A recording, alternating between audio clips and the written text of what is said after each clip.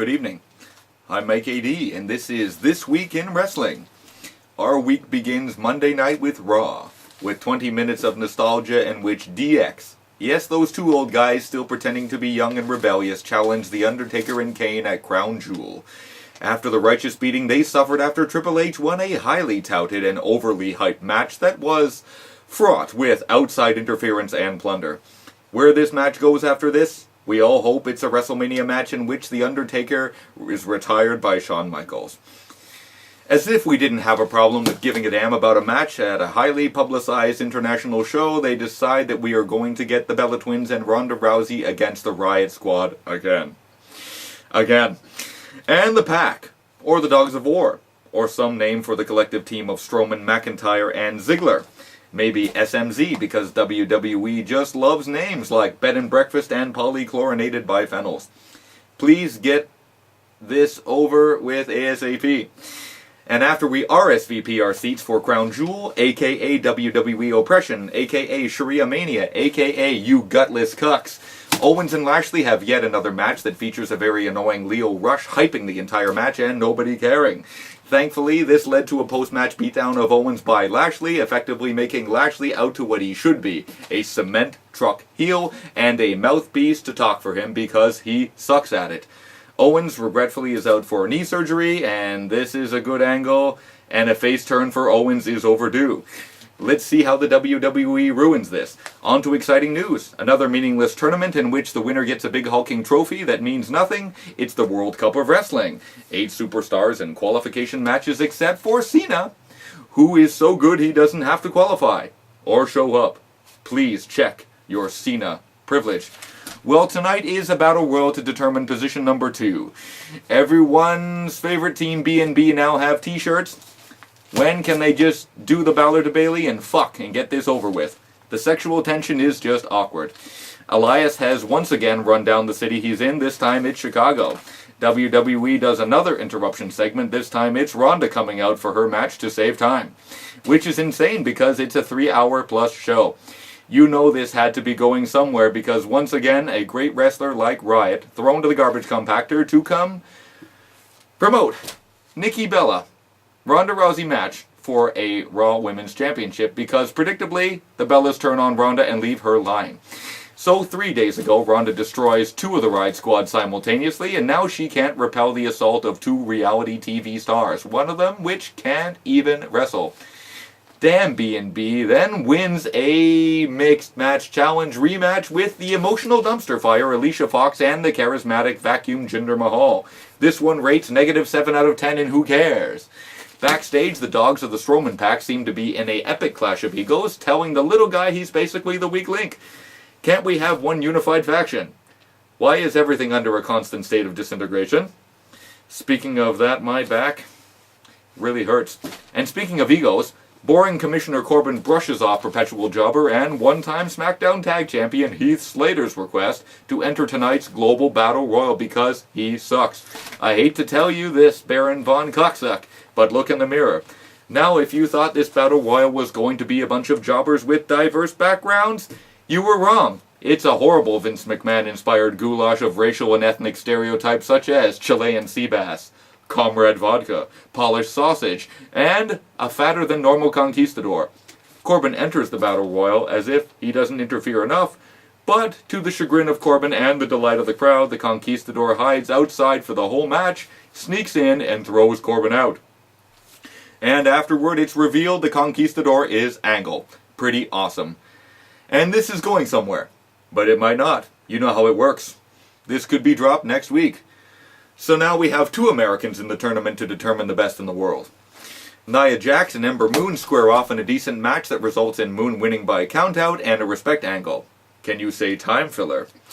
Trish Stratus makes a highly hyped appearance to once again hype the highly hyped and overly promoted hyped women's pay-per-view that is running as compensation for women being left off of 2 pay-per-views this year due to the WWE's deal with the royal family of Saudi Arabia.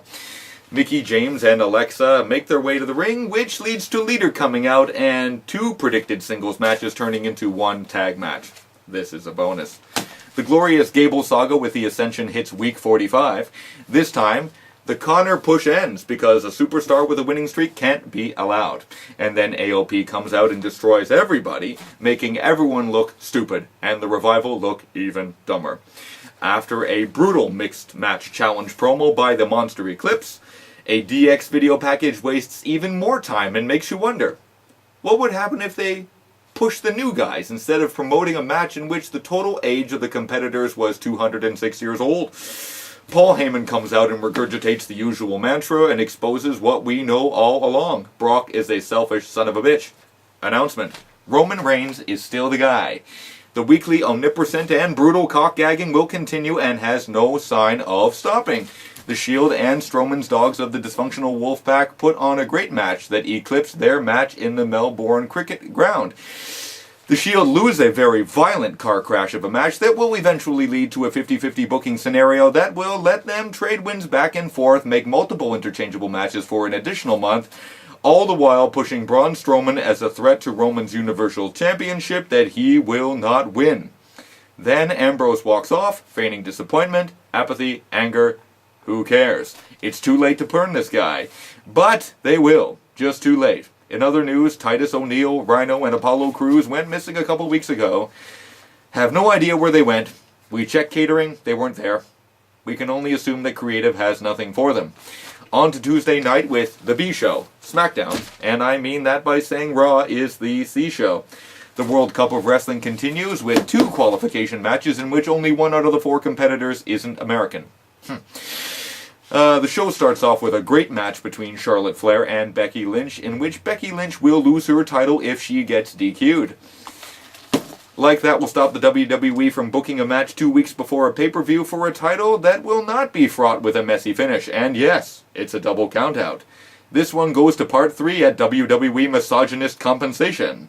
And it's a last man standing match. To be honest, I'd like to see them in both in a Burqa match in Riyadh. Jeff Hardy is backed after taking an epic beating from Randy the Stalker Orton against Samoa Joe, who also suffered a beating at the hands of AJ Styles 36 hours prior. In the end of the match is called off because Joe's bad leg is being focused on and constantly beaten on by Hardy. Such a heel move, Jeff. Where this goes, no idea. Maybe Joe screws over Jeff in the tournament. Maybe Joe becomes an advocate for those with disabilities.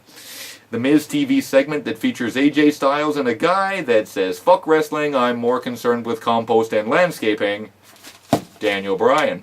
AJ looks very calm for a guy who had held the WWE title for 300 plus days and received not one main event. Meanwhile, the Roman Reigns push continues and the perpetual cock thrust shows no signs of stopping. You just know the Miz is going to screw Bryan out of the match, and he looks like he's getting the next title shot, even though he lost the #1 contender match. Consistency? Fuck it. Shelton Benjamin, the most underrated, underutilized guy in WWE, does a great TV match with AJ Styles that he loses predictably. The One Night in Milwaukee saga continues, but this week, due to the reaction from PG-friendly sponsors, takes a drastic turn towards conclusion. It's a badly edited video, it has nothing to do with cheating, and it has more to do with Aiden English and his jealousy of Lana and his bromance with Rusev. It's bullshit. Aiden, prepare to be future endeavored. Rey Mysterio makes his SmackDown re-debut for the 3rd time as he goes one-on-one with Shinsuke Nakamura in a World Cup of Wrestling qualification match next week.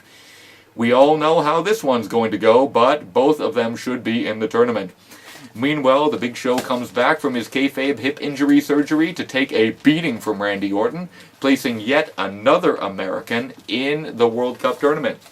Meanwhile, Asuka is missing this week. Anybody seen this woman's push?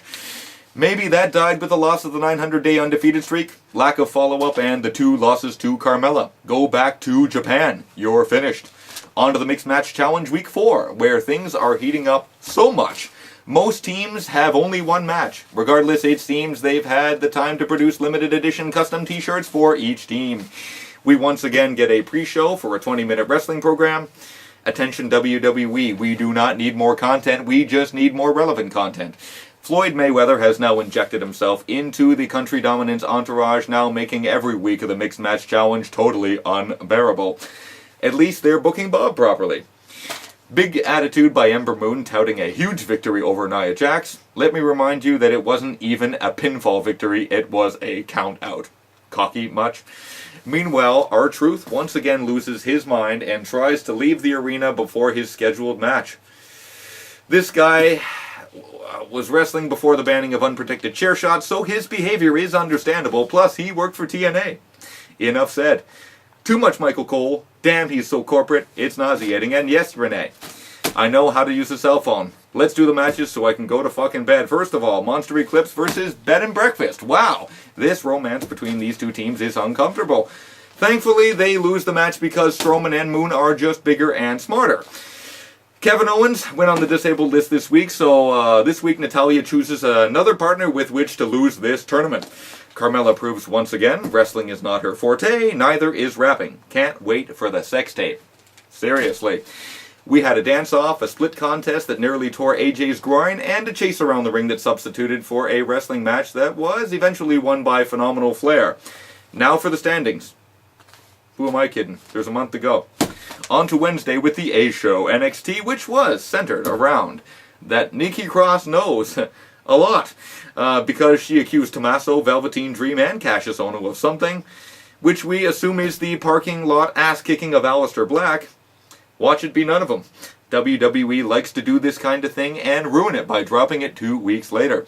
WCW did this kind of thing, but it always included Vince Russo, and TNA did this, and it always had a lackluster payoff. This will shock people and lead to a kick-ass match because Triple H gets it. Vince, on the other hand, is a delusional old man who still thinks it's 1996. Keith Lee destroys the Hawaiian, Chinese, Dutch, Indonesian, Filipino, Spaniard Kona Reeves in the only way the charismatic Colossus can, with a smile on his face. Pretty impressive. Now fight somebody relevant. Can't wait to see Vince destroy this guy. Kairi Sane is so excited for the Evolution pay-per-view, the only words I can understand from the promo are ahoy. Cassius is acting suspicious all the while denying that he did anything. Nikki knows, but she's crazy. Maybe he shit in somebody's bag or whipped out his cock in front of the Riders. Or maybe he was up to something pretty heinous this summer. Undisputed Era gives the audience a lesson in pure hypocrisy, and Bianca Belair thankfully does not cut a promo because that is a dumpster fire. Adam Cole then precisely shows how to get over with the audience regardless of size, and he, Ricochet, and Pete Dunne then proceed to put on a match that between the scale of a Saudi Arabian dumpster fire and gold bullion is gold-pressed latinum. Hell of a match that can't be over 5 stars because it didn't include Kazuchika Okada or Kenny Omega, but damn, it was good, with Ricochet retaining the title. Next week is the big Braveheart guys, the War Raiders versus Undisputed Era for the tag titles, and the unhinged Scottish mental patient versus the egotistical diva of NXT. Looking good.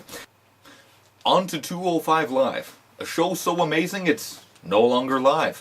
A show where guys break their bodies and nobody watches, except for those 2 old guys in the front row on a coke binge.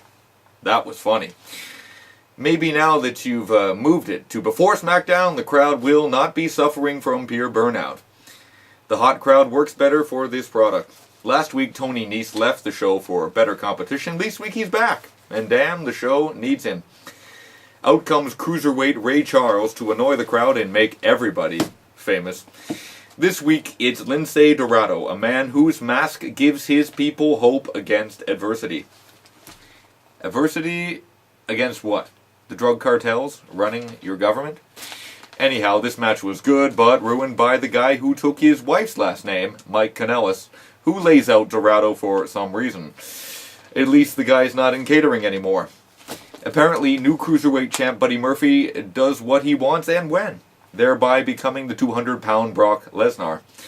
A very fake Mustafa Ali segment with Cedric Alexander, whose dialogue rivals porn films in its sincerity. Ali will turn on him. It's a matter of time. Last week, the company made a bullshit decision by laying out Brian Kendrick instead of Gallagher. Now they are left with Gulak and Gallagher as heels and a babyface Brian Kendrick. Totally wrong dynamic. Nese is back because obviously this is where the competition is. He beats Alexander in a match that maybe 24 people saw.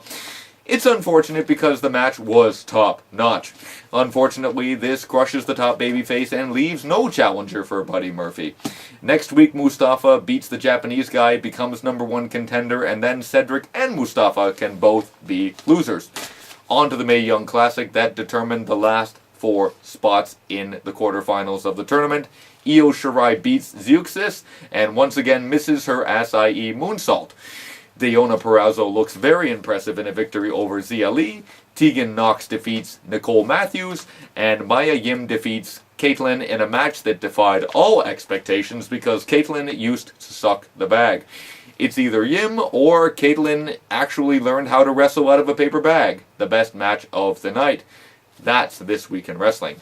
Don't like the humor? Fuck you. Don't like the content? It's not my fault. WWE created it. I'm only a security guard. I just observe and report. See you next week. I'm Mike AD. This has been the Knights of the Squared Circle Wrestling Podcast Extra. This Week in Wrestling. Good night. And fuck you, Saudi Arabia.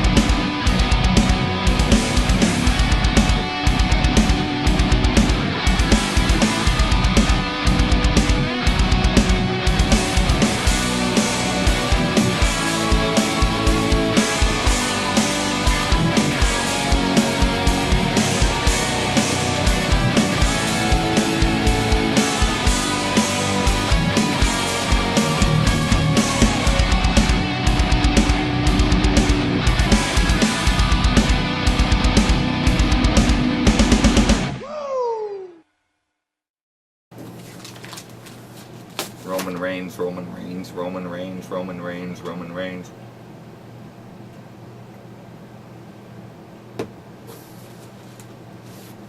Roman Reigns, Roman Reigns.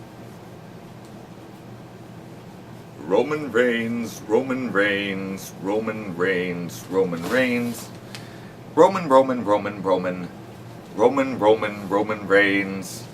Roman Reigns, Roman Reigns, Roman Reigns. Roman Reigns, Roman Reigns, Roman Reigns, Roman Reigns. Roman Reigns. Roman Reigns, Roman Reigns, Roman Reigns, Roman Reigns, Roman Reigns. Roman Reigns. Can you say Roman Reigns? This is gonna be a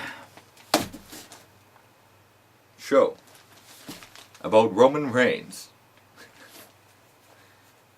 Fuck you, Saudi Arabia. Roman Reigns.